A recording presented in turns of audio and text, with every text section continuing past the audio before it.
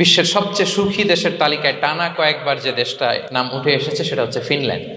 এটা হচ্ছে নর্দার্ন ইউরোপের একটা দেশ। তো আজকে আমরা দেখবো কারণ কি, তাদের তো সুখের কারণ কি। ফিনল্যান্ডে একটা ইউনিভার্সিটি আছে, ইউনিভার্সিটি অফ হেলসিঙ্কির একজন রিসার্চার জেনিফার ডি পাওলা, সে দুইটা কারণ উল্লেখ করেছে বেসিকলি। যে প্রথম যে কারণটি সে আইডেন্টিফাই করেছে সেটা হচ্ছে তাদের হেলদি লাইফস্টাইল। তারা হেলদি লাইফস্টাইলে অভ্যস্ত, প্রকৃতির সাথে তাদের নিবিড় একটা সান্নিধ্য আছে এবং সেই সাথে স্বাস্থ্যসম্মত তাদের কর্মজীবন। হেলদি লাইফস্টাইলের কারণে তারা হ্যাপি।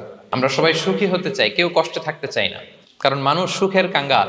যদিও আমাদের অনেক শিল্পীরা গান গান, আমি কষ্ট পেতে ভালোবাসি তাই তোমার কাছে ছুটে আসি, বলে না গানে বলে, কিন্তু সেও জীবনে কষ্ট পেতে চায় না।